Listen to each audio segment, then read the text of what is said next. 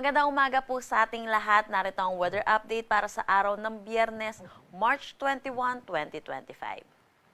Wala pa rin naman tayong minomonitor na anumang bagyo or low pressure area sa loob at labas ng ating Philippine Area of Responsibility.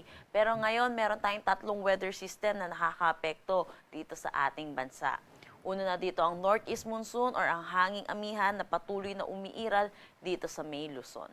Pangalawa ay ang ating easterlies or yung mainit at malinsangan na hangin na nanggagaling sa dagat Pasipiko na umiiral dito sa May Mindanao. At dulot po nitong northeast monsoon which is malamig na hangin and then easterlies, mainit at malinsangan na hangin, yung salubungan po nitong dalawa ay nagre-resulta sa tinatawag po nating shear line at ito po rin po yung pangatlo nating weather system na nakakaapekto naman dito sa May Kabisayan. Para sa magiging panahon natin ngayong araw, inaasahan pa rin po natin magdadala ng kalat-kalat na pag-ulan itong shear line dito po sa may Catanduanes, Masbate, Albay at Sorsogon. Samantala, yung northeast monsoon naman natin ay magdadala naman ng maulap na papawirin na may mga pag-ulan dito sa may Cagayan Valley, pati na rin sa Aurora, Quezon at dito na rin sa nalalabing bahagi ng Bicol Region. For Metro Manila and the rest of Luzon, inaasahan naman natin ang bahagya hanggang sa maulap na papawirin na may mga isolated light rains. Agwat ng temperatura for Metro Manila 24 to 32 degrees Celsius, Lawag 23 to 31 degrees Celsius.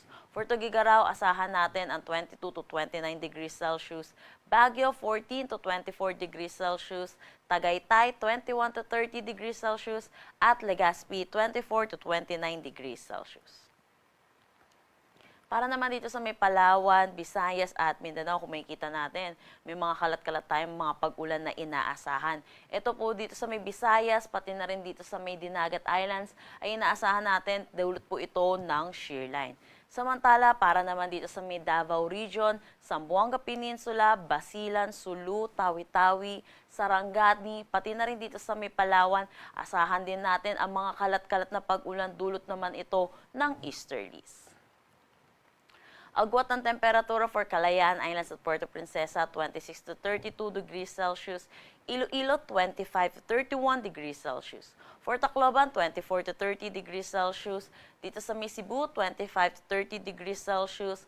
Zamboanga, 25 to 32 degrees Celsius. Cagayan de Oro, 25 to 31. At Davao, 25 to 32 degrees Celsius. Meron po tayong nilabas na weather advisory, inaasahan po natin ang moderate to heavy rains or 50 to 100 millimeters of rain dulot ng shear line dito po sa may Sorsogon, Northern Samar, Eastern Samar, Samar, Biliran, Masbate, Leyte at Southern Leyte. Kaya pinag-iingat po natin ang mga kababayan po natin para sa posibilidad po ng flash flood at mga pagguho ng lupa.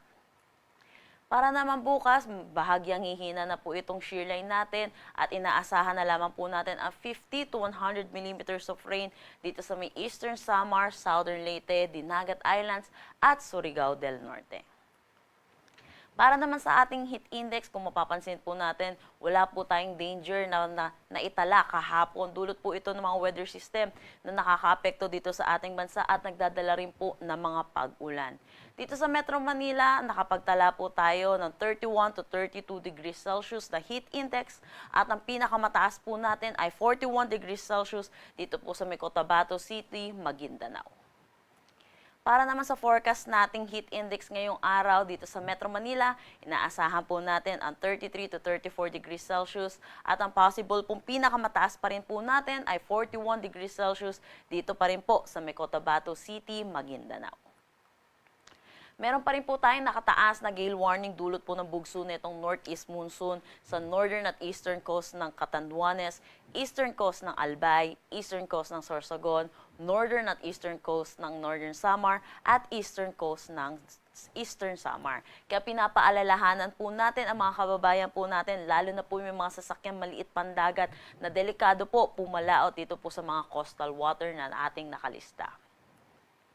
Ang sunrise po natin mamaya ay 6 a.m. at ang sunset naman po natin mamaya ay 6:07 p.m.